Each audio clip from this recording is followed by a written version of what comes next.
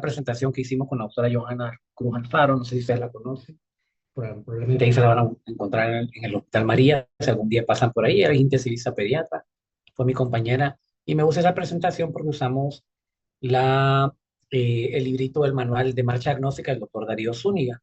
Solo por favor me dicen si me escuchan y me ven bien, ¿sí? Sí, doctor. Ok. Entonces, jóvenes, vamos a ver hoy la marcha diagnóstica que básicamente eh, es o sea, la tarea fundamental de nosotros como médicos al momento de evaluar a un paciente es tratar de llegar a un diagnóstico presuntivo y en base a ese diagnóstico dar tratamiento. Nadie da tratamiento de un solo, ¿verdad?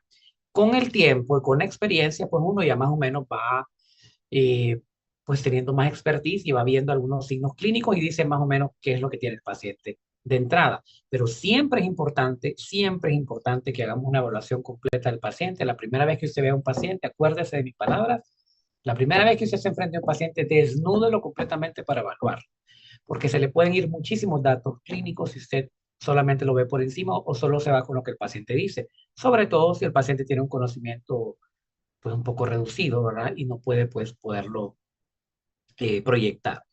En los programas y planes de estudios no se brinda conocimiento detallado de cómo se debe hacer una marcha diagnóstica. O sea, saben hacer la historia clínica, que ni siquiera hay un formato oficial de historia clínica. Hay varios formatos de historia clínica, pero evidentemente lo que queremos es un interrogatorio, porque el médico es un investigador, ¿ok? Y ese tema, pues, es un tema que no se aborda con mucha frecuencia, pero por eso es importante que lo tomemos en consideración, ¿ok? Entonces, la marcha diagnóstica, el objetivo primordial es revisar los conceptos fundamentales que existen en la actualidad de marcha diagnóstica, identificamos los elementos indispensables para llegar a un diagnóstico, sabemos utilizar o saber utilizar cada uno de esos elementos y formar esquemas mentales, que eso es lo que yo quiero que hagan ustedes, que usen su mente para dentro de su cabecita más o menos saber qué es lo que vamos a ir viendo en los pacientes, ¿ok? Los componentes, pues el terreno donde vamos a investigar la marcha diagnóstica, los planos que son como los diferentes tipos de orientaciones que voy a tener acerca de la misma y los materiales de construcción que son todos los exámenes que voy haciendo en el paciente, ¿verdad? Para poder llegar a un diagnóstico al final, ¿ok? Ok, esa diapositiva está en internet, yo se la voy a bajar, le voy a pasar el link después, que ahí la subimos con Johanna para que la pueda ver todo el público en general, ¿verdad? Las condiciones básicas para llegar a un diagnóstico, obviamente, primero es la anamnesis, que es el interrogatorio basado en signos y síntomas del paciente, el examen físico que va dirigido de acuerdo a cada órgano, el examen físico, ahorita que hagan la evaluación clínica, lo quiero así. Cada uno de los ítems debe de ir, por ejemplo, si es pulmón, si lo que vamos a evaluar es tórax, debe de ir inspección, palpación, percusión, auscultación y mensuración. ¿Ok? Lo que se pueda mensurar o medir, lo van a medir. Abdomen igual, inspección, palpación, percusión, auscultación, mensuración. ¿De acuerdo? Cada uno de los órganos, aparatos y sistemas que vamos a ir evaluando de forma progresiva en el paciente. Las ayudas complementarias que ya las ocupamos en la marcha diagnóstica, ahora que son estudios no invasivos e invasivos, y las observaciones clínicas que van en base al conocimiento científico y la epidemiología. Aquí está la reseña que es del doctor Silvio Zúñiga, que me parece muy bueno y obviamente es hondureño y usamos pues lo nuestro, que es para poder realizar este segmento. ¿Ok? Dentro del enfoque diagnóstico necesitamos valorar la parte positiva, o sea, qué cosas están a favor de lo que yo estoy pensando que tiene el paciente, ¿ok? Y qué cosas están en contra para poder descartar los diagnósticos diferenciales. Y cómo va la evolución progresiva en el tiempo del paciente de acuerdo a los signos de los síntomas. Es importante entonces clasificar cosas en aguda, subaguda y crónica para poder tener un enfoque primario de qué es la enfermedad. Por ejemplo, si yo le pregunto a Eric Roque, ¿el dengue es una enfermedad aguda, subaguda o crónica? Eric, Aguda. ¿por qué? ¿Cuánto tiempo tiene la presentación? ¿Por qué determina que sea aguda? ¿O tiene idea Mm, usted de cuándo un proceso es agudo? no. Ok, en Creo que general, jóvenes, todos los procesos agudos son los que tienen menos de 7 días. De 7 a 14 días llamamos procesos subagudos y mayor de 15 días procesos crónicos. Hablando de procesos infecciosos, ¿de acuerdo? Cuando hablamos de procesos infecciosos, hablamos de agudos cuando es menos de 7 días, subagudos cuando es de 7 a 14 días y crónicos cuando es de más de 15 días. Por ende, Alessandro Ayala, por ejemplo, si yo le digo que un paciente tiene neumonía y tiene 20 días de tener neumonía, ¿usted creería que eso es neumonía? ¿Sí o no? Eh, que eso es neumonía Sería crónico. ¿Existe la neumonía crónica? No, ¿verdad? No Ah, existe. pues. ¿Ves? Eso es descabellado. Entonces, si alguien les dice, tengo 20 días de tener neumonía, evidentemente ustedes dicen, no, porque la neumonía es un proceso agudo, no es crónico ni subagudo. ¿Ok? Cuando la neumonía entonces se complica, vamos a lo que estamos teniendo es una complicación de la neumonía. Que las tres complicaciones de la neumonía puede ser un absceso pulmonar, puede ser un neumotórax, o puede ser, perdón, un empiema, o puede ser un derrame paraneumónico, ¿verdad? Entonces, es importante que sepan eso porque si alguien viene a mi consulta y me dice, doctor, tengo 10 días de tener fiebre, ya eso no es dengue. El dengue es una enfermedad aguda que dura 7 días, ¿ok? No más de 7 días, dice la literatura. Enfermedad febril de no más de 7 días. Ya tampoco sería una neumonía porque ya dura más de ese tiempo. Si tiene 10 días, vamos a buscar cuáles son las enfermedades febriles con patrones subagudos. Entonces aquí cabría la malaria, cabría la infección de tracto urinario, ¿ok? Entonces, es importante que empecemos a definir en el tiempo qué cosas vamos a empezar a valorar. Si yo les digo, un paciente tiene un mes y medio de tener fiebre, eso es algo agudo, subagudo o crónico. Evidentemente es algo crónico. ¿En qué tres cosas pensaríamos en un paciente que tiene fiebre de un mes y medio de evolución? Vamos a ver, Nicole Jan, ¿qué piensa su cabecita? Si viene un paciente y me dice, tengo un mes y medio de tener fiebre, ¿qué cosas se le vienen a usted a su cabeza que debe de investigar? Porque ya es un proceso febril crónico. ¿Solamente tiene fiebre o tiene alguna otra? Solo fiebre, estamos hablando de fiebre, nada más. Tiene un mes y medio de tener fiebre.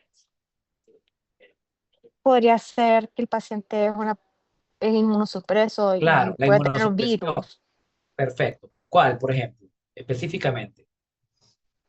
VIH, VIH, ¿verdad? Entonces usted piensa un VIH, dice un mes y medio de fiebre es algo crónico. Entonces puede tener una inmunosupresión, un VIH, perfecto. ¿Qué más? Juan Diego, Y algún cáncer. proceso neoplásico, perfectamente bien. ¿Qué más, Luis David? De un mes, pues tal vez preguntaría si la fiebre es todos los días o tiene picos cada 48 o 72 horas. Entonces pensaría tal vez en malaria o algo. Perfecto, excelente. ¿Y otra patología que ya vimos? Vamos a ver, Luis García.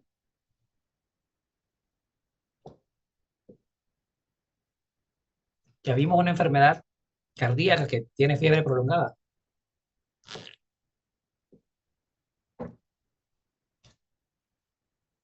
Ok, Andri Torres, jóvenes, cada vez que les pregunto y no me contestan y quedan en mute, yo voy valorando algo que se llama concepto al momento de darles la nota total, ¿ok? endocarditis. Endocarditis infecciosa, perfecto. Entonces, si alguien tiene un mes y medio de fiebre, yo ya voy a pensar solo en esas cosas. Entonces, voy a descartar todas las demás que son procesos agudos, ¿ok? Y así yo voy armando mi pensamiento diagnóstico en base a la progresión de las enfermedades. Lo que yo quiero que ustedes hagan es aprender medicina, jóvenes, que sean desde cuarto año de medicina, personas que ya lleven en su cabecita el ADN de ser excelentes médicos porque van evolucionando en la enfermedad. Y lo necesitamos. ¿Por qué razón? Dicho sea de paso, chicos, gané, fui el más votado de todo el Colegio Médico de Honduras. Saqué 2.850 votos, ¿verdad? Más que todos los de la Junta Directiva, más que el presidente, más de todos. Gracias a Dios. Entonces, consecutivamente llevamos 2 años en eso porque obviamente hacemos que tratar las cosas bien. Y lo que yo hago es elevar el nivel de los estudiantes o de los médicos lo más alto que pueda. Yo no voy a bajar al nivel de nadie. O sea, yo lo voy a subir a ustedes al nivel de los médicos. Y se los digo porque tal vez en el centro de salud el único médico que hay es el médico en servicio social. Y si ese médico en servicio social no hizo el diagnóstico del paciente, pues el paciente nadie lo va a hacer. Entonces, me interesa subir el nivel de aprendizaje, por eso los que pasan conmigo, medicina, tienen un nivel bien alto, ¿verdad? Lo exijo por eso, porque necesito que tengan cerebro, pues, y una conexión sináptica permanente, para que puedan tener un poquito de conocimiento. Entonces, el primer paso para una marcha diagnóstica es enunciar el diagnóstico que yo creo que tiene el paciente en base a la historia clínica y al examen físico. La marcha diagnóstica va después del examen físico y de la historia clínica, ¿de acuerdo? Yo lo voy manejando en conjunto porque tengo entendido que ya les enseñaron historia clínica y examen físico que lo vamos a ir repasando poco a poco, ¿ok? Cuando veamos la parte cardíaca, que espero yo que por fin este director del tórax de la entrada, para ir haciendo la evaluación del examen físico cardiopulmonar, que ahí mismo lo vamos a ver, ¿verdad? Solo. para poder evaluar qué es lo que tenemos en el paciente. Entonces, el primer paso, y ahorita en la marcha diagnóstica voy dándoles conjunto el examen físico, porque lo vamos haciendo conjunto. El primer paso, entonces, enunciamos el diagnóstico. El segundo paso es demostrar que el diagnóstico que yo tengo tiene un fundamento, ¿ok? Entonces, si por ejemplo yo pienso que la paciente tiene infección del tracto urinario, entonces, ¿qué debe tener la paciente? Pues los síntomas de la infección del tracto urinario: disuria, poliaquiuria, tenemos vesical, fiebre, dolor en la región epigástrica, si yo pienso que es una cistitis, o en los flancos, si pienso que es una infección, perdón, si pienso que es eh, una pielonefritis, ¿ok? O un signo de rebote positivo, ¿ok? O puño percusión positiva como tal, si estoy pensando en una infección urinaria, y que el paciente tenga, pues, hematuria o algunos cambios de coloración en la orina. Pero si no tiene nada de eso, ¿cómo voy a pensar en infección del tracto urinario? Si yo les digo que el paciente tiene, chicos, eh, dolor torácico hace 3 días, con dificultad respiratoria, y hace 2 meses tuvo un infarto el paciente, pero él viene con ese dolor que le duele cuando respira, tiene dolor pleurítico y tiene fiebre, y cuando lo ausculto al examen físico encuentro frote pericárdico. Entonces, ¿cuál va a ser mi eh, conclusión diagnóstica o sospecha diagnóstica? Andri,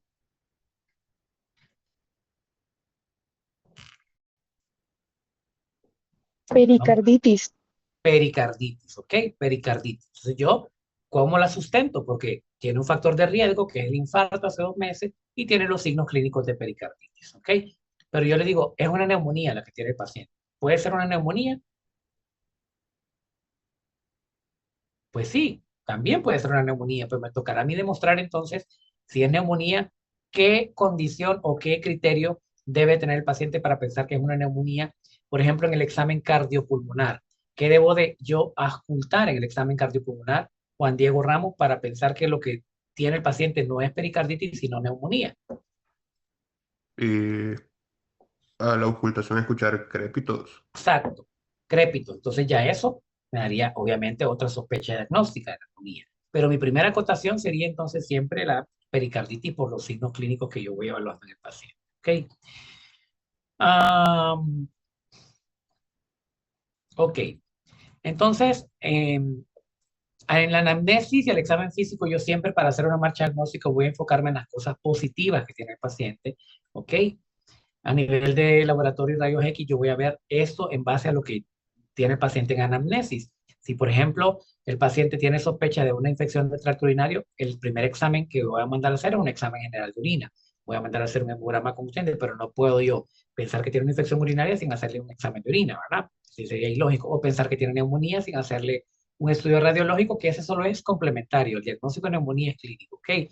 Y otras fuentes de información y diagnósticos diferenciales que son importantes poderlos tomar en consideración para fortalecer más el diagnóstico clínico que vamos haciendo. ¿Ok? Entonces, lo primero que vamos a ir haciendo es un punto de partida. El punto de partida es donde nosotros vamos desplegando, igual cuando el día de mañana que vayamos a ver a la sala, a la clase, ¿verdad? Vamos a ir haciendo un punto de partida con un marcadorcito. A mí me gusta mucho rayar la pizarra y hacer los dibujos para que ustedes puedan tener una mejor proyección de lo que estamos haciendo. El punto de partida es el diagnóstico que yo presumo que tiene el paciente, ¿ok? Demostramos el punto de partida en base a los signos clínicos, en base al examen físico y en base a los estudios laboratoriales. Y vemos la evolución del caso con las características del punto de partida, los signos y síntomas acompañantes, la localización del punto de partida, los factores etiológicos, ¿ok? Algunas opciones como estudios complementarios que no sean gold standard y el diagnóstico final, que me va a servir el diagnóstico final para poder, obviamente, dictar un tratamiento específico. Entonces, seleccionamos el punto de partida en base a signos y síntomas, ¿ok? Yo aquí tengo un caso clínico de un paciente que tiene entonces, eh, que ingresó vayan copiando, necesito que vayan copiando y que tengan ahí un lápiz y papel. Les doy un minuto para que consigan un lápiz y papel, para que vayan copiando al par y que vayamos haciendo esta marcha diagnóstica conjunta de acuerdo al estudio, ¿ok?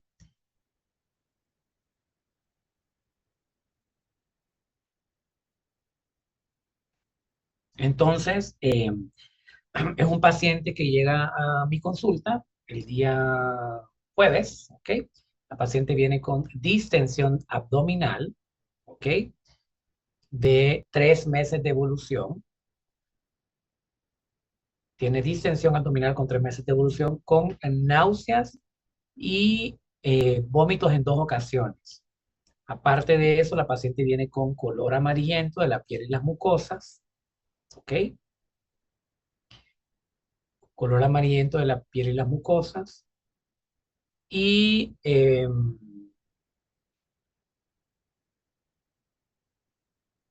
tiene gingivorragia. Al lavarse los dientes, ella tiene gingivorragia, ¿verdad? Ocasional. Entonces, esas son las cosas por las que vino la paciente.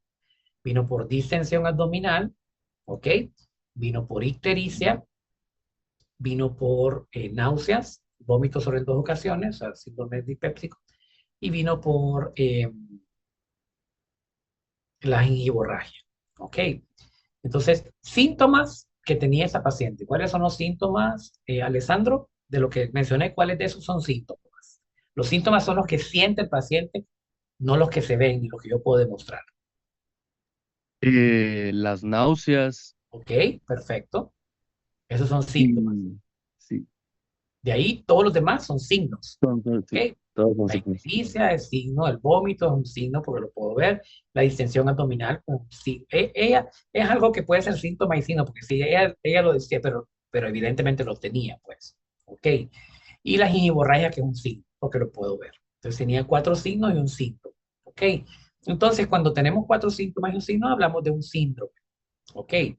No tenía fiebre la paciente, ¿de acuerdo? Lo que no les dije, no tenía fiebre la paciente, no tenía diarrea, no, o sea, todo lo que no le mencioné no lo tenía. Entonces, por eso venía la paciente. Entonces, ¿qué síndrome vamos a utilizar en esta paciente? ¿Cuál es lo que más le llama la atención? Porque alguien puede decir, yo voy a usar un síndrome eh, ictérico, por ejemplo, que sería el punto de partida. Tiene un síndrome ictérico con distensión abdominal. ¿Ok? Tiene un síndrome ictérico con distensión abdominal y tiene 3 meses de evolución la paciente. Entonces, con solamente ese dato que yo les estoy dando, ya ustedes en su cabecita empiezan a pensar en varias cosas. Entonces, quiero que me den por lo menos unos 5 diagnósticos presuntivos, lo que se les venga a la cabeza, con una paciente que tiene un síndrome ictérico crónico de 3 meses de evolución, ¿ok? Eh, vamos a ver, Luis Eduardo López, ¿en qué Sí, piensa? bueno, con el hecho de que tenga la paciente ictericia, tal vez podría pensar en alguna obstrucción de las vías biliares. Ok, un síndrome obstructivo biliar, perfecto. ¿Qué más? Carlos Molina. Solo esos datos les estoy dando ahorita. Después vamos a ir viendo complementariamente para poder comprobar si realmente las ocultaciones diagnósticas de ustedes son ciertas o no. Ok, debido a la citis o la distensión abdominal que tiene, podría ser un problema hepático también. ¿Cuál específicamente? Podría ser cirrosis o Perfecto. Ricardo Castillo, ¿qué más? Yo podría pensar en hepatitis. Hepatitis, ok. Andrés Amador, ¿qué más? Llevamos hepatitis, síndrome obstructivo biliar, cirrosis,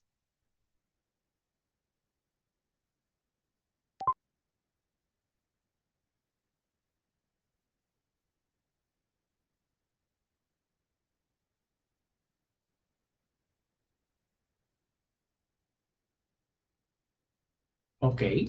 Eric Roque,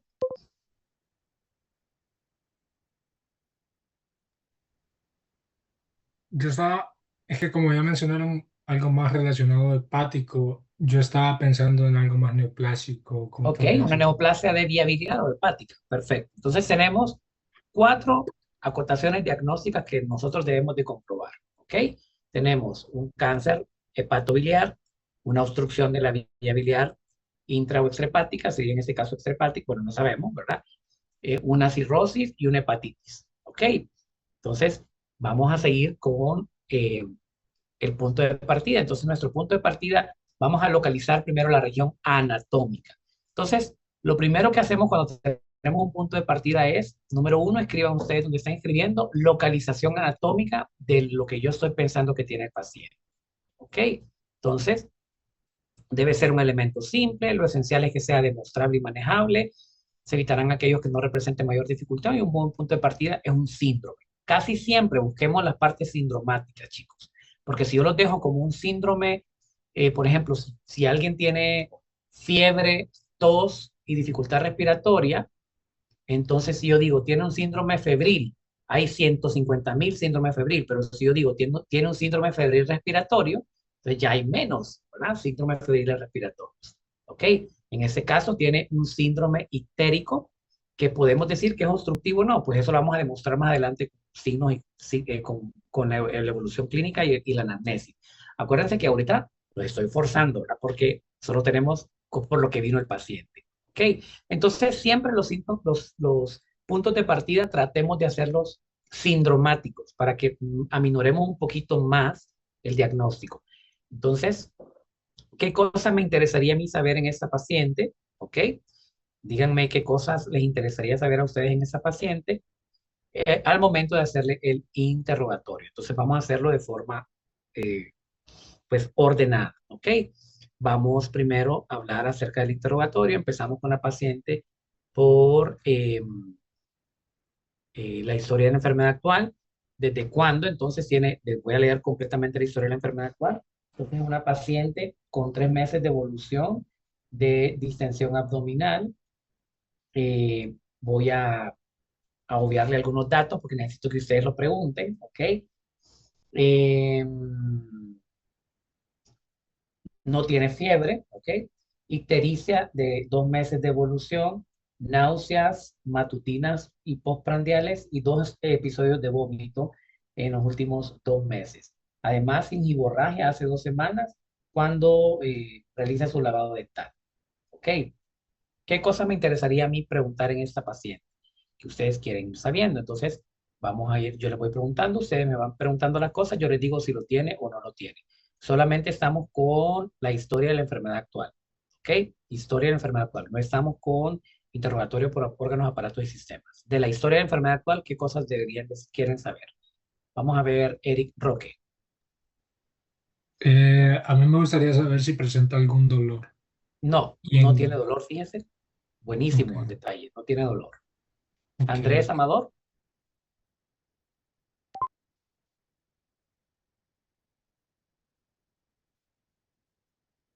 no, no tiene. Ricardo Castillo, El color de las heces sí le ha cambiado a un color más dice que blanquecino. no ha cambiado el color de las heces. Perfecta pregunta y no ha cambiado. Todo eso se tiene que preguntar en la historia de la enfermedad actual, ¿ok? Y si no lo tiene, hay que negar. Entonces, para que vayan evolucionando su mente. Carlos Molina, perfecta la pregunta. Las preguntas que están haciendo son perfectas.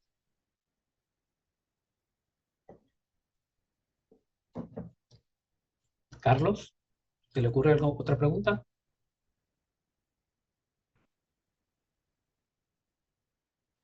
Eduardo López, Sí, bueno, a mí me gustaría, no sé si esto es pertinente, pero si en la EA también se puede incluir lo que son la parte de fármacos, porque en todo caso me gustaría claro que saber sí.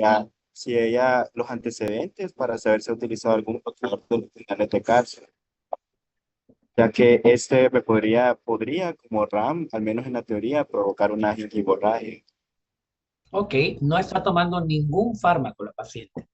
Excelente. Y también pues preguntar ahí mismo fármacos que sean hepatotóxicos. ¿Ok? Acuérdense que estamos hablando de un síndrome ictérico. Entonces fármacos hepatotóxicos. Pero la pregunta es sumamente válida. ¿Ok? Fármacos. Vamos a ver, Nicole, ¿alguna otra pregunta o suficiente? Yo también preguntaría si ha tenido algún tipo de prurito. em, ¿No ha tenido prurito? Perfecto. Excelente. Luis David Betanco. Le preguntaría si el vómito tiene algún color en específico o si realmente vomita la comida o algo más. El primer episodio de vómito fue postprandial, lo que comía, y el segundo fue biliar, de contenido biliar. ¿Ok? Alessandro Ayala. Si el color de la orina ha cambiado o si No ha bebe. cambiado el color del... Bueno, sí, sí, sí, sí. Me refiere que está un poquito más oscura, pero realmente indagando bien, no es coluria lo que tiene. ¿Ok? Ha cambiado porque toma menos líquido. Perfecto. ¿Qué más? Luis García. Preguntaría sobre hábitos tóxicos, si ella consume alcohol o es fumadora. No. En ese momento, pues, es importante preguntarla sobre todo por la teología que estamos viendo, ¿ok? Va a haber un tiempo para antecedentes, pero yo creo que está válida la pregunta aquí, ¿ok? Pero no, no tiene antecedentes tóxicos. No, no. Siguiente. Andri, Yo quiero saber si ella padece alguna enfermedad base. no tiene ninguna enfermedad de base demostrada, ¿ok? Aparentemente no hay ninguna enfermedad de base demostrada.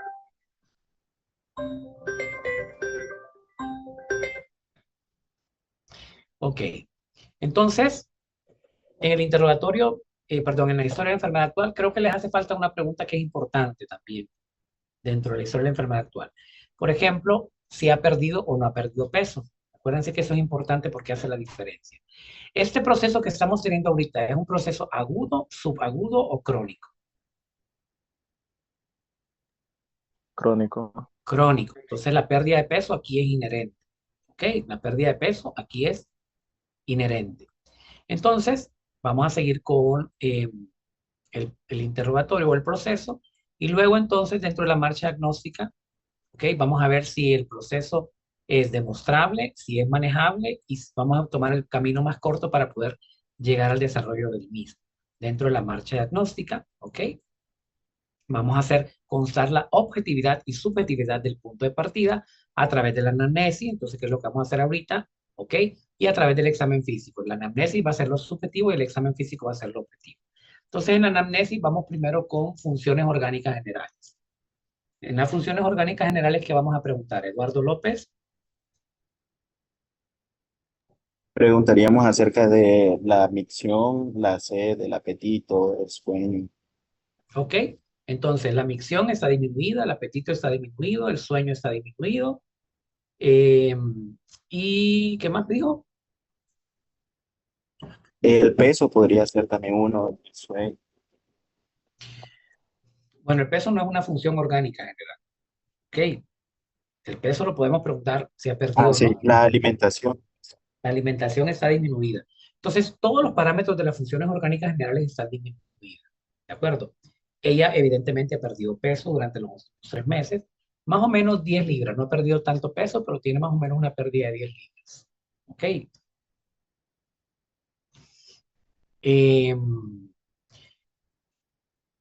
Ok. Bueno, después vamos con los antecedentes. Vamos con primero antecedentes personales patológicos. Aquí preguntamos entonces qué enfermedades ha tenido la paciente y la paciente solamente ha tenido un síndrome anémico hace 8 años, desconoce cuál fue la causa de ese síndrome anémico y ella refiere que recibió 2 transfusiones sanguíneas. ¿Ok? 2 transfusiones sanguíneas durante ese episodio de anemia, nunca más vuelve a tener anemia. ¿Ok? En ese episodio pues no era por sangrados transvaginales ni fue por sangrado desigual. Desconoce por qué y tuvo 2 transfusiones sanguíneas. Luego, antecedentes personales patológicos, ella niega diabetes, hipertensión, cualquier enfermedad de base, que no tiene enfermedades de base. ¿Qué preguntamos en antecedentes personales no patológicos? Andrés Amador.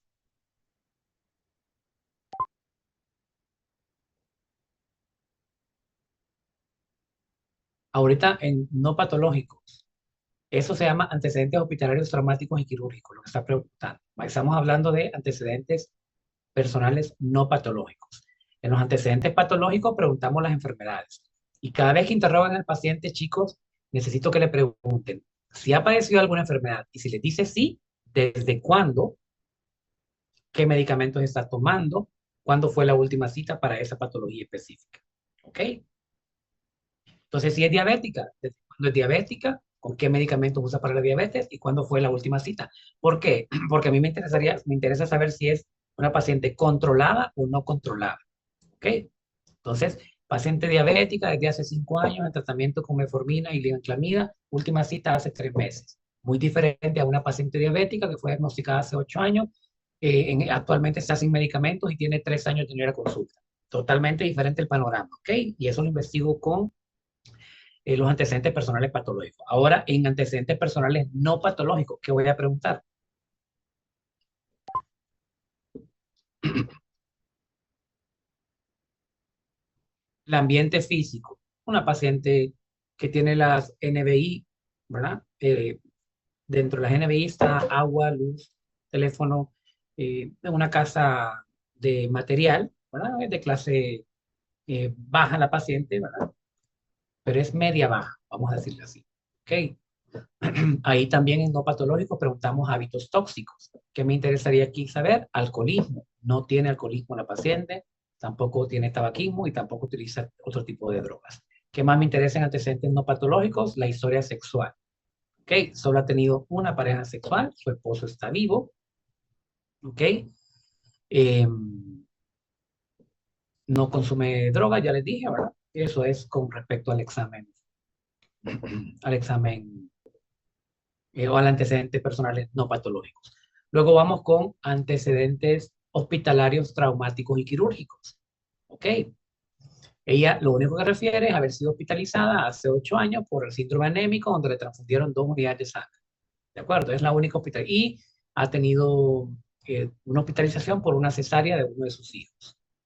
Entonces, ¿no? Antecedentes hospitalarios también me interesa que pregunten.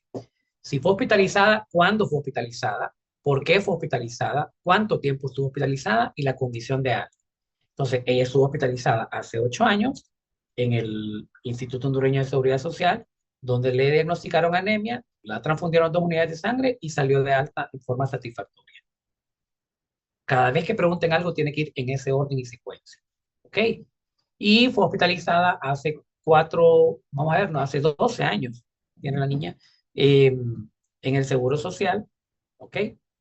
Por, por el, por el embarazo, ¿verdad? Uno de esos embarazos, ¿ok?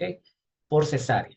Luego vamos con antecedentes ginecobstétricos. Aquí preguntamos las gestas, ella tiene 2 gestas, partos 1, una cesárea. La cesárea, ¿por qué fue? Eso es importante que lo escriban en la anamnesis. Ella tuvo cesárea, que fue el segundo hijo por sufrimiento fetal. ¿Ok?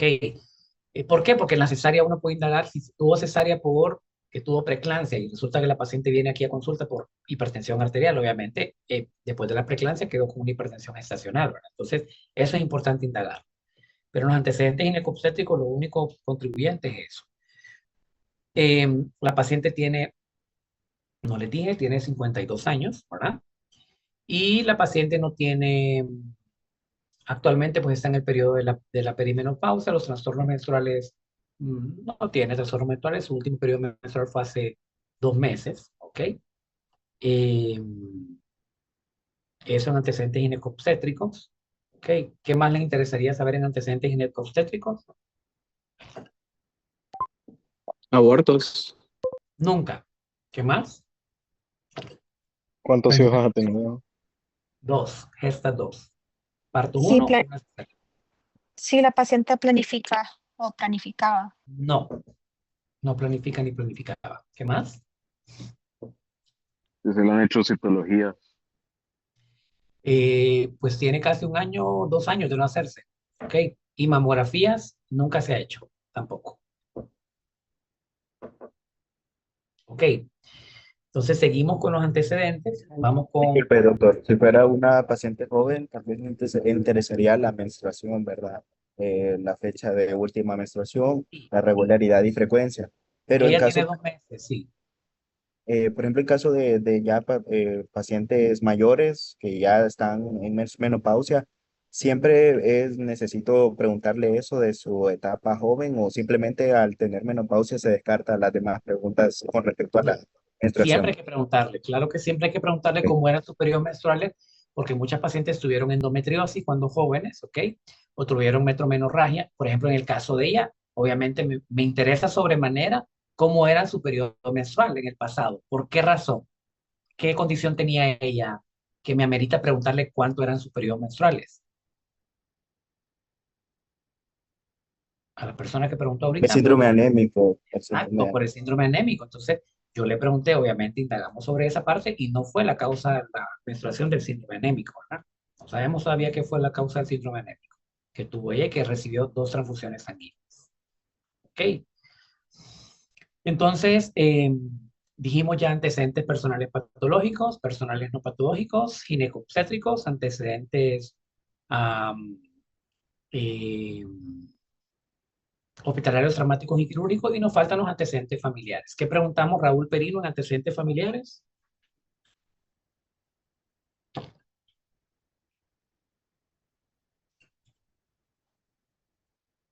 Raúl,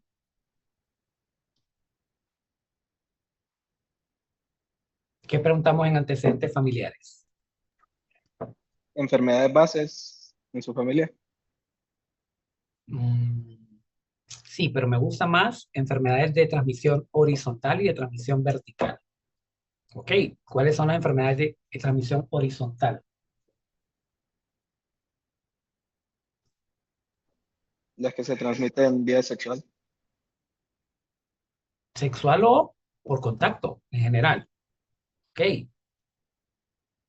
Se ha tenido no tuberculosis en la familia, se ha tenido no actualmente hepatitis tipo A, por ejemplo, en la familia, ¿ok? Que se le preguntó y no, nadie ha tenido hepatitis A y tampoco nadie ha tenido tuberculosis. Enfermedades verticales, aquellas que tienen una tendencia de herencia autosómica dominante o recesiva, como por ejemplo diabetes mellitus, hipertensión arterial, hipotiroidismo, lupus, ¿de acuerdo? Eso bien establecido en los pacientes. Entonces, enfermedades de transmisión horizontal y vertical, ¿ok? Luego, después de los antecedentes, vamos con el interrogatorio por órganos, aparatos y sistemas. ¿Qué les interesaría saber en ese interrogatorio por órganos, aparatos y sistemas? Voy a dejar la tribuna abierta. Doctor, una consulta.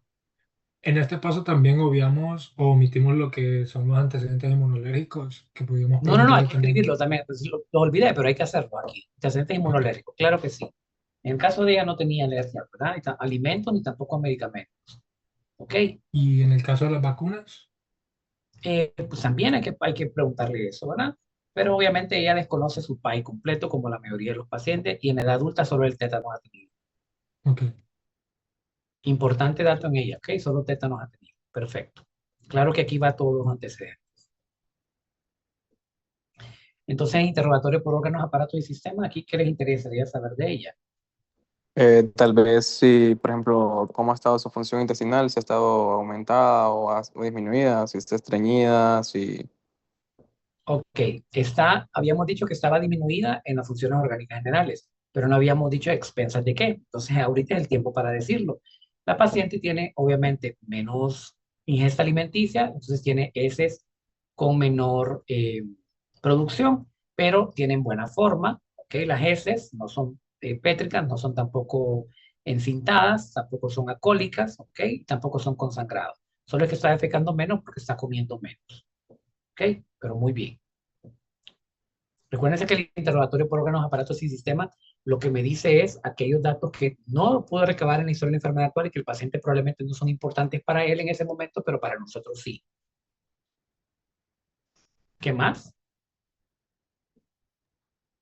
Doctor, yo buscaría algún signo de la vesícula biliar, por ejemplo, un signo de Murphy positivo, por ejemplo. En interrogatorio por órganos, aparatos y sistemas, si le voy a preguntar a ella si se ha visto el signo de Murphy.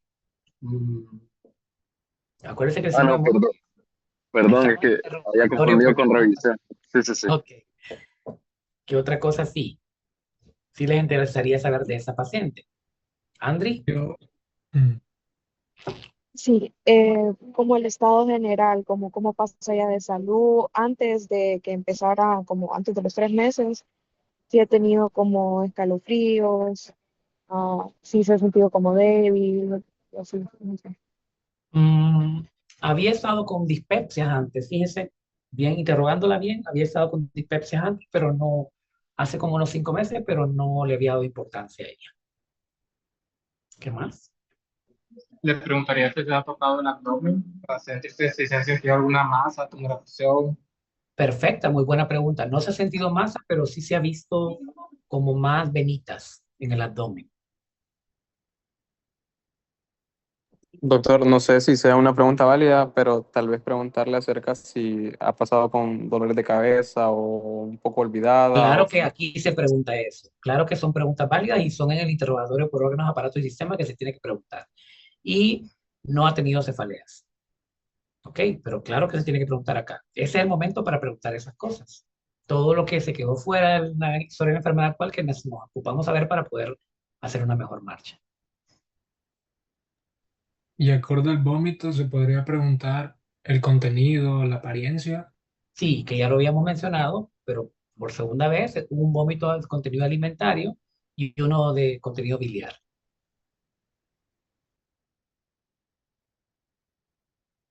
Y no fue en proyectil, ¿ok? Y no estuvo asociado con síncope posterior ni nada por el estilo. ¿Qué más? sí, a lo mejor, digamos, como dijo que tenía gingivorragia al lavarse los dientes, tal vez se le puede preguntar si al momento de ella limpiarse tiene otro color en el papel, porque a lo mejor ella no Es sabe. sangre, es hemorragia, tal cual. Ok. Sí. ¿Qué más? Acuérdense que estamos pensando en cuatro cosas. En base a esas cuatro cosas que vamos a preguntar.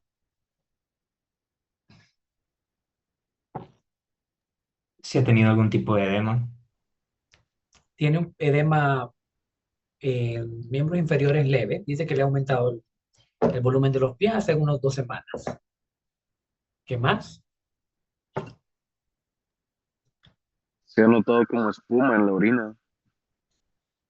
Eh, no específicamente le pregunté, fíjense. Pero ¿por qué le preguntaría eso? Que está bien, pues, está bien. Como estamos pensando en algo hepático, tal vez está secretando alguna albúmina por la orina, tal vez, entonces Perfecto. por eso se ve como Excelente la espuma. pregunta. Excelente pregunta. ¿Ok? Lo único que ha tenido es la orina más turbia. Pero la espuma no le preguntamos. Pero excelente pregunta, es válida. ¿Qué más? En boca le podrían preguntar sobre caries o algo relacionado para contribuyente negativo de la gingivorragia. Así como que para aislar la gingivorragia si es Sí, parte del proceso o es de otro sí. proceso. Fíjese que no tiene. Su dentadura, de hecho, es aceptable. ¿Qué más? Sí, se siente cansada en la mayoría del tiempo. Sí, tiene fatiga crónica. De hecho, por eso la mandé a hospitalizar. Si tiene hormigueo ¿Hormigueo a dónde? en manos o en pies. Parestesia de manos. Sí. No, no.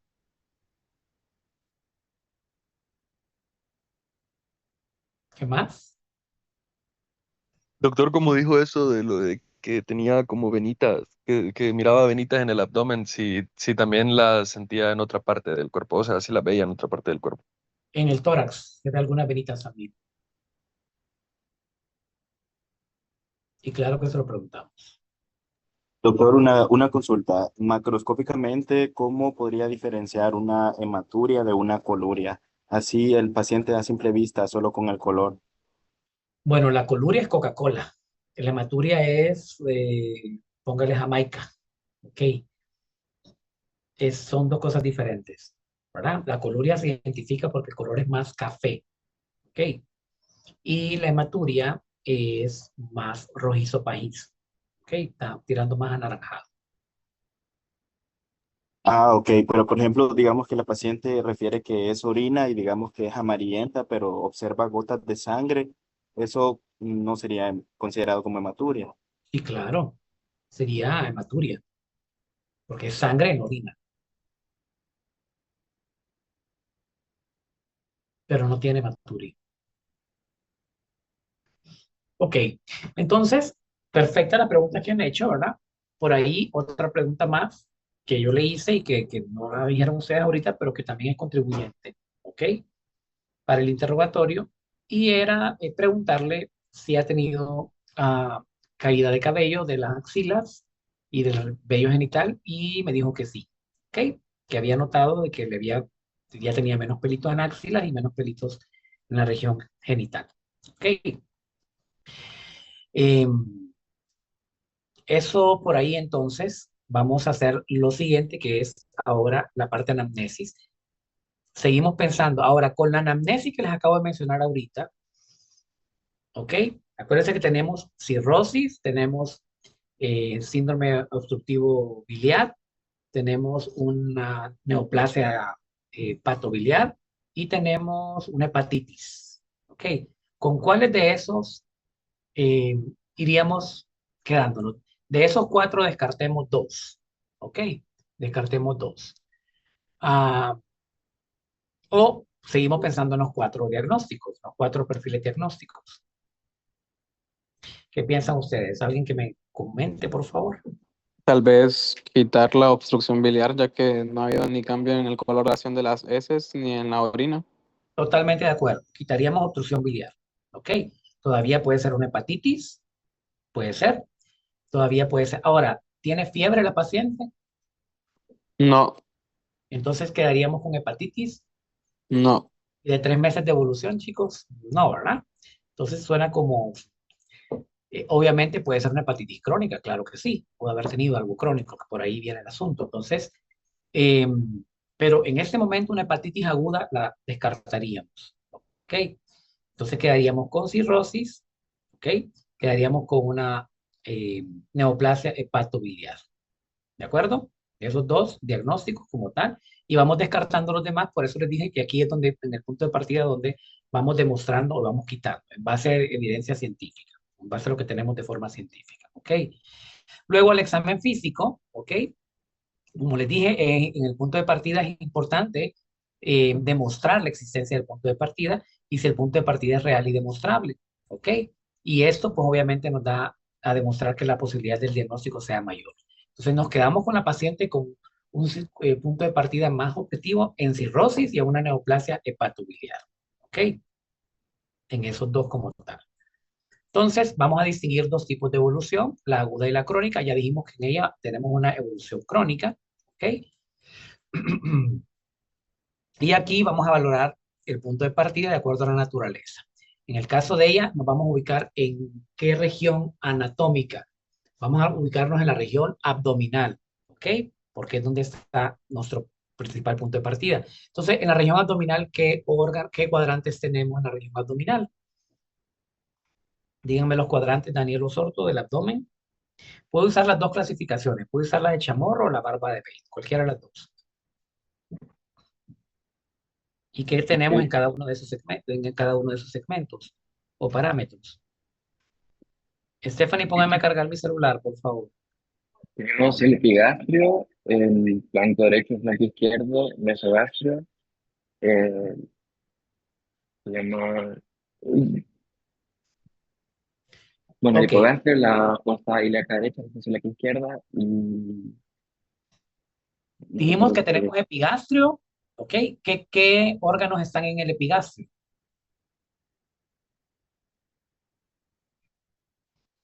Estómago, duodeno, páncreas, los vasos y los nervios, ¿verdad? Sobre todo el nervio vago, ¿de acuerdo?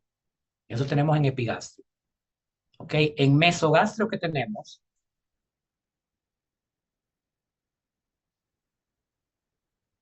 Víctor Martel, ¿qué tenemos en mesogastrio? Colon transverso, Ajá, ¿qué más?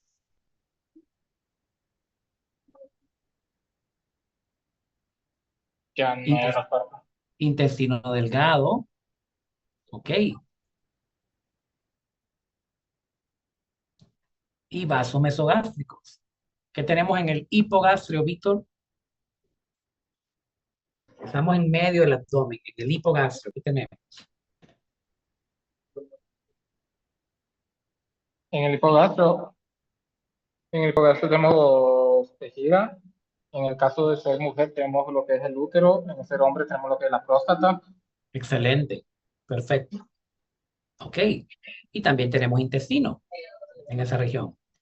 Luego vamos a fosa ilíaca, perdón,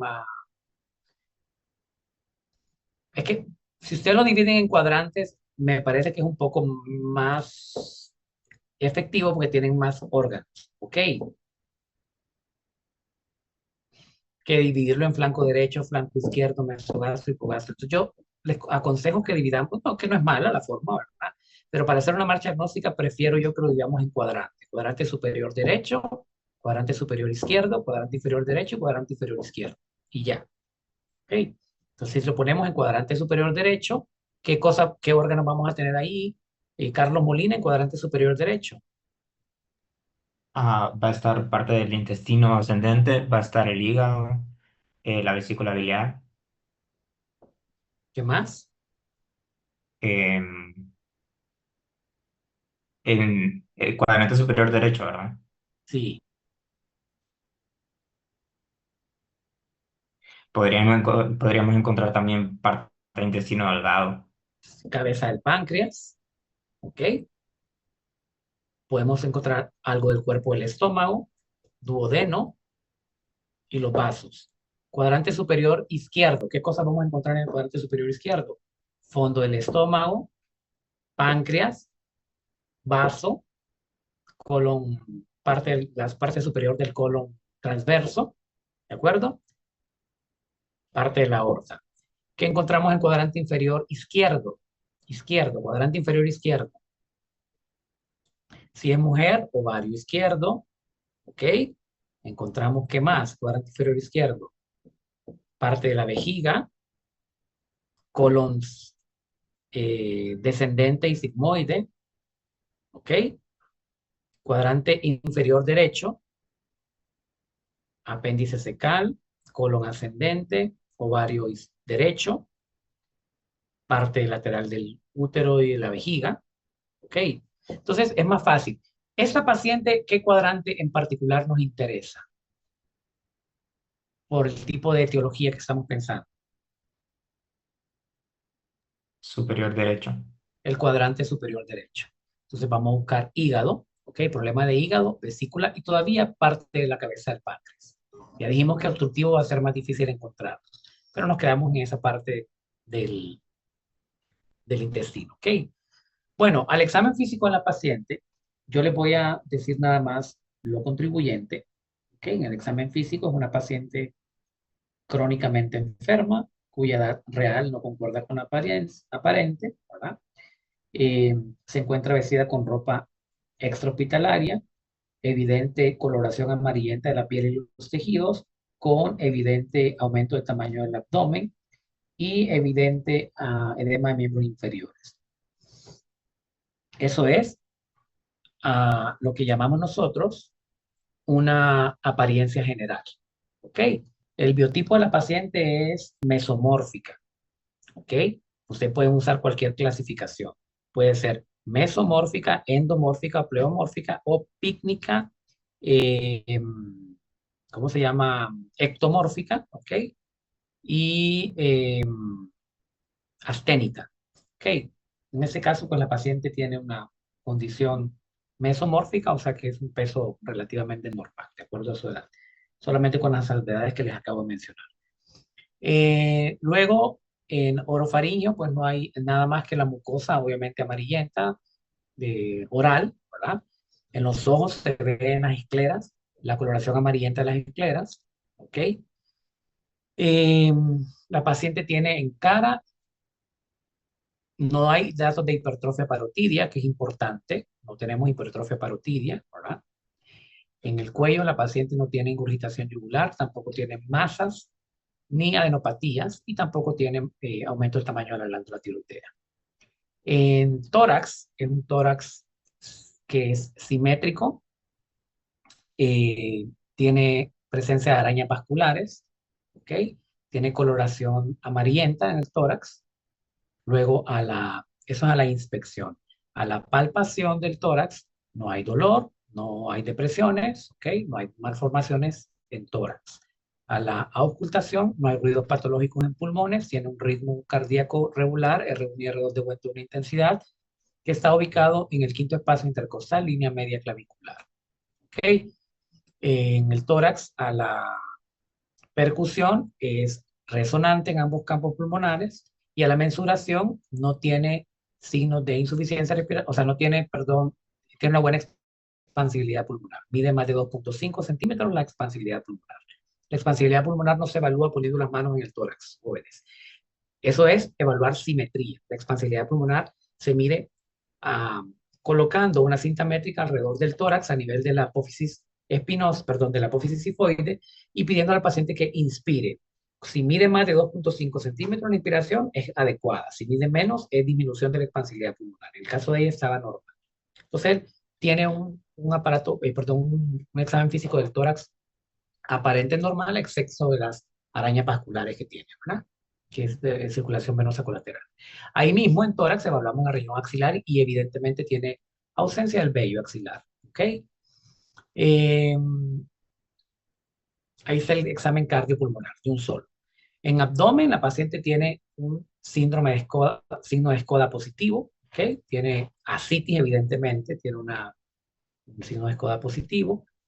Tiene en el cuadrante superior derecho un hígado pequeño, ¿ok? De acuerdo a las dimensiones. Cuando midan el hígado, se lo voy adelantando, lo que necesito que midan es cuánto mide el hígado en la línea paraesternal, en la línea media clavicular y en la línea axilar anterior. Me van a decir cuáles son de tarea las medidas del hígado. Cada vez que evaluemos al paciente, a través de la percusión me van a decir si está normal o no está normal ese hígado, en base a esas medidas. En la paciente el hígado está totalmente disminuido de tamaño. Ok, totalmente disminuido de tamaño. Y no tiene dolor, pero sí tiene una consistencia pétrea. ¿Ok? Y la citis, pues obviamente es evidenciada, tiene circulación venosa colateral, ¿ok? Visible, evidentemente visible. Genitales, pues la paciente tiene ausencia del vello, ¿verdad? Y el resto del sistema, para cortar el tiempo, tiene edema de miembros inferiores en una cruz, no es doloroso y no tiene datos de insuficiencia arterial ni venosa.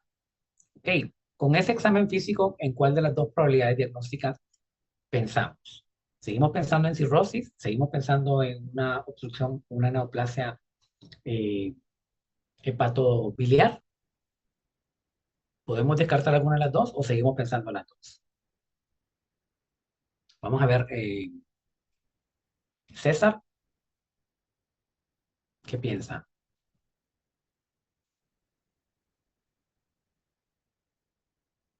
Víctor Martel, entonces.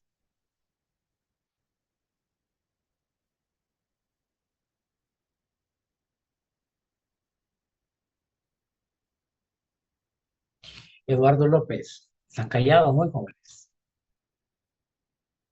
Sí, Doc, ¿puede repetir la pregunta? O sea, con el examen físico que les acabo de describir, sigue pensando en las dos posibilidades diagnósticas que tenemos hasta ahorita, que es la cirrosis y la obstrucción, perdón, o la neoplasia hepatobiliar. ¿O descartaría alguna de ellas dos o seguiría pensando en las dos?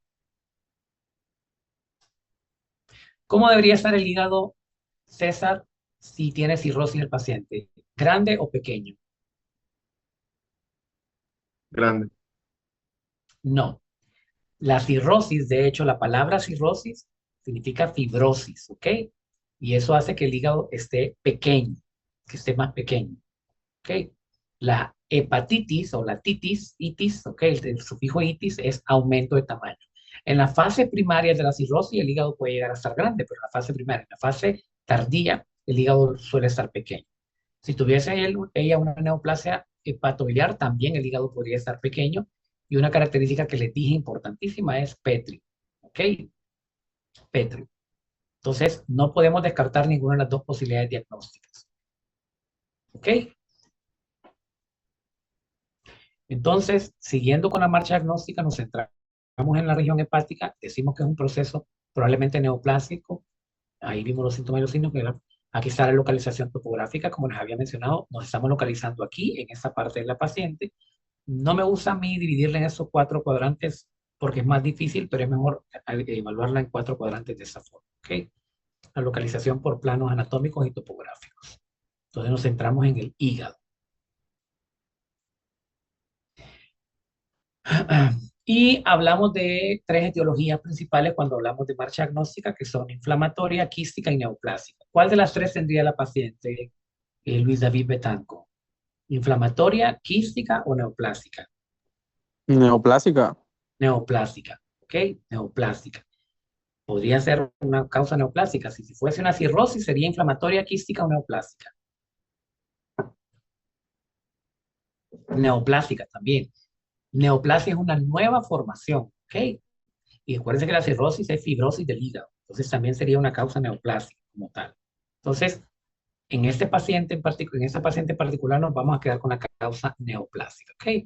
Y obviamente vamos a indicar exámenes laboratoriales para poder saber y llegar al diagnóstico definitivo de la paciente. Ahora sí, ¿qué exámenes le vamos a pedir a la paciente? Vamos a ver primero, le voy a preguntar a uno por uno. Empezamos con Luis David Betanco. ¿Qué exámenes? ¿Y para qué le va a pedir ese examen? Tal vez le podría hacer una tomografía. De abdomen, excelente. Sí. Súper bien. De abdomen, una tomografía de abdomen. De un solo le va a pedir la tomografía de abdomen. No anda con cosas usted. Si el paciente tiene la posibilidad, tal vez va, pero Ok, no sé, está no bien. sé La qué. tomografía de abdomen, si se le pidió la tomografía de abdomen y lo que tiene la tomografía de abdomen es una masa hepática, ¿ok? Con un hígado pétreo, ¿de acuerdo? Con fibrosis del lóbulo izquierdo, pero es una masa hepática dura, una pétrea. Ok, ¿qué más? ¿Qué otro examen, Carlos Molina? Bueno, antes de realizarla, pudimos haber hecho también un ultrasonido. Un ultrasonido. Ahora, siempre yo les digo, jóvenes, por ejemplo, en el caso de la paciente, acuérdense que tiene bastante ascitis, ¿ok? Entonces el ultrasonido puede a veces no dar el resultado fidedigno. En el ultrasonido lo que me salió fue fibrosis del hígado, ¿ok? Pero evidentemente en esa paciente, porque ella se lo hizo anteriormente, yo le indiqué de un solo la tomografía por la citis, ¿verdad? Cuando hay mucha citis, pues preferimos hacer un estudio. Y si solo tiene posibilidades para pagar una de las dos cosas, pues vamos a pagar lo que sea más beneficioso para ella. En este caso, pues la tomografía. Pero está bien indicado, obviamente, el ultrasonido, ¿de acuerdo? Dígame, Eric. Podríamos también mandar a hacer una prueba de función hepática para ver los niveles de bilirrubina. Claro que sí. Tiene las transaminasas de esa paciente están alteradas, elevadas. ¿Qué otras pruebas de función hepática haríamos, Eric? ¿Cuáles son todas las pruebas de función hepática que usted conoce? Ay, estoy comiendo. Bilirrubina es una. Ajá. em, Las tiene alta, altísima, expensas de la bilirrubina directa. Usted mencionó las transaminasas ¿Sí? y... Ahí se me fue. Proteínas totales, albúmina, colesteroles, todas esas son pruebas de función hepática y los tiempos de coagulación que estaban alterados. Por eso tiene gingivorragia. ¿Ok? Tiene aumento de los tiempos de coagulación, tiene aumento de las transaminasas, tiene disminución de las proteínas totales, tiene los colesteroles normales, esos están normales. ¿Qué otro estudio? Carlos Molina, ya le pregunté. Sí, doctor.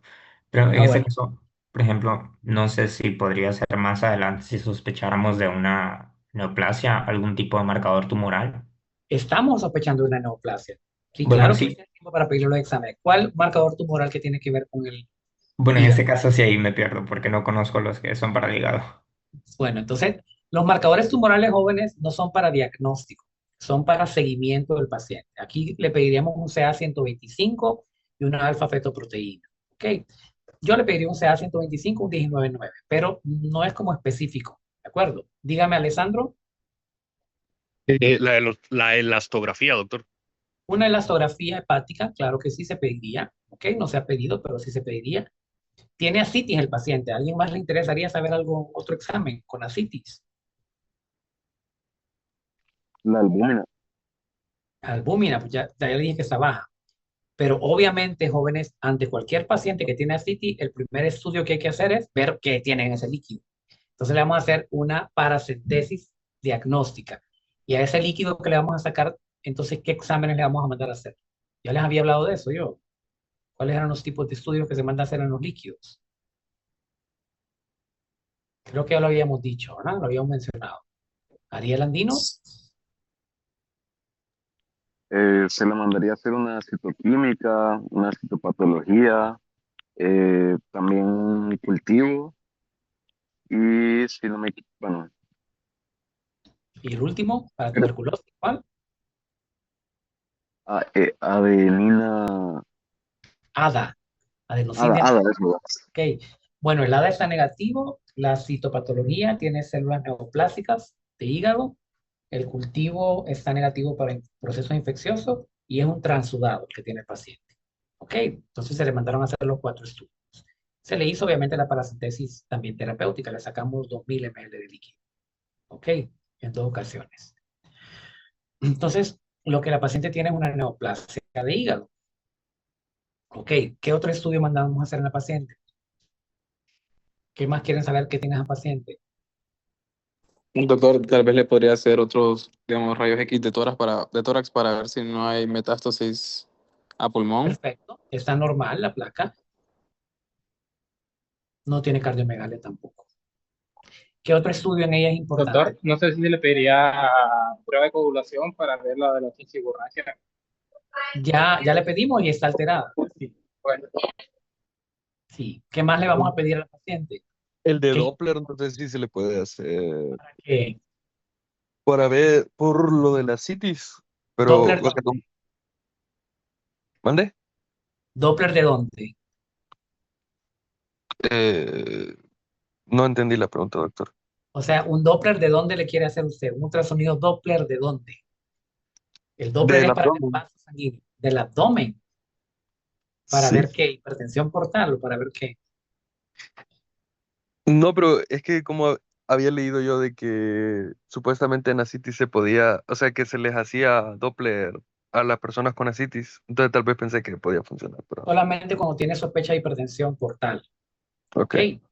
Doctor, entonces el siguiente examen sería hacerle una biopsia para ver qué tipo de Una tumor biopsia hepática.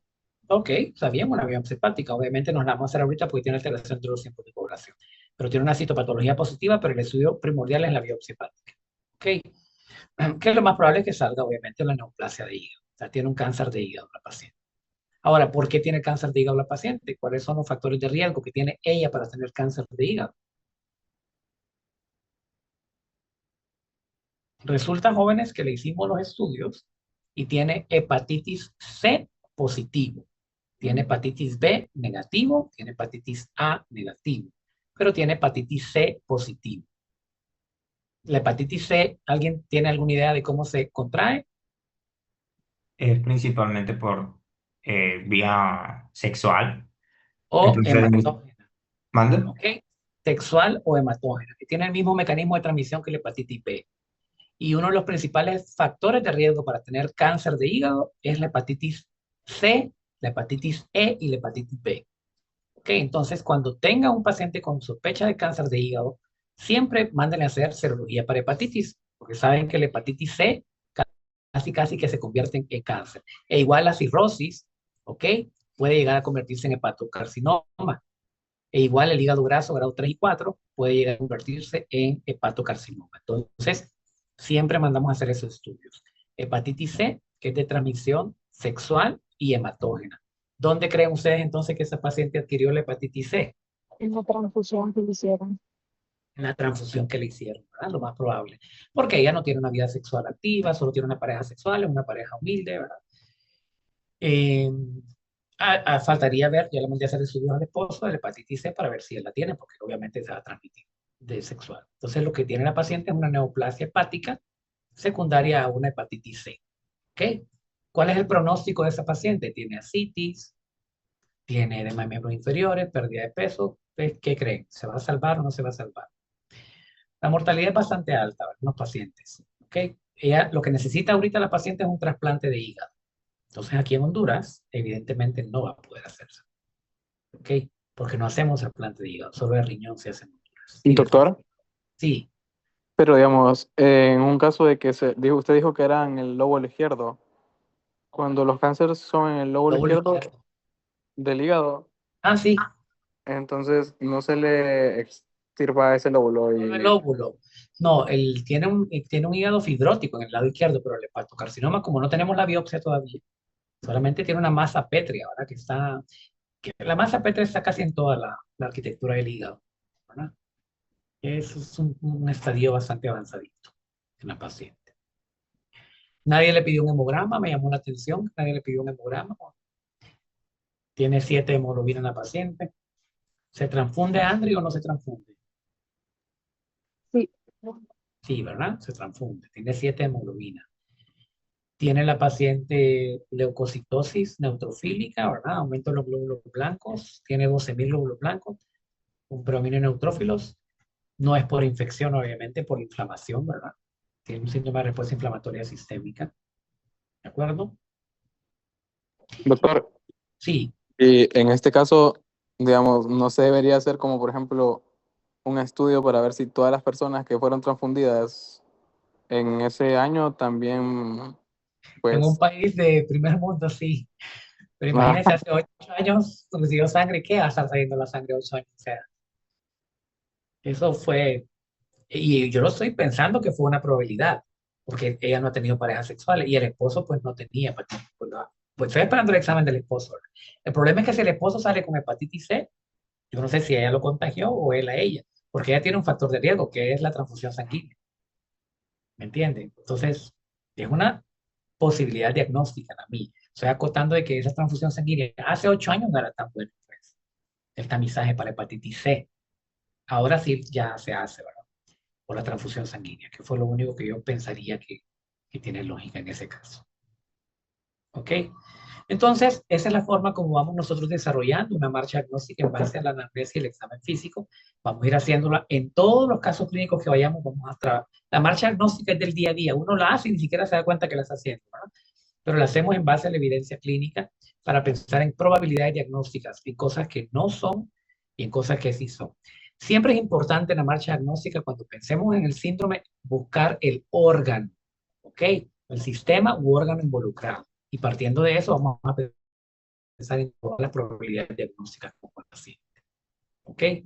¿Tienen alguna duda o pregunta respecto de este caso o de la marcha diagnóstica como tal? En la marcha diagnóstica, obviamente, sí se involucran exámenes de laboratorio y al menos estudios de imagen complementario, ¿verdad? Porque aquí sí tenemos que llegar a un diagnóstico. doctor, una duda, pero es con la tarea. Dijo línea paresternal, línea axilar media y línea No, medio línea axilar clavicular. anterior. Ah, Línea ok. axilar anterior y línea... Bueno, pero eso ya lo saben, ¿verdad? ¿Cuáles son las medidas del hígado? O sea, eso va dentro del examen físico, que ya me imagino que lo vieron en CM1. Si no, pues lo vamos a repasar. ¿Ok? Pero necesito que me digan cómo se sigue. ¿Y cómo se toman esas medidas? Mediante la percusión. ¿Cómo se percute el hígado a propósito, Alessandro Ayala? ¿Cuál es la percusión del hígado? ¿Cómo debe ser? Solo hay 3 tipos de percusión. Mate, resonante o timpánico. Y el hígado es Mate. mate. ¿Ok? Entonces usted a través de la matidez hepática va diciendo si mide no. De 6 a 8 centímetros en la pared. Bueno, ya lo estoy diciendo y ese es de tarea. ¿De acuerdo? Eh, ¿Dudas, preguntas, chicos? Todos estos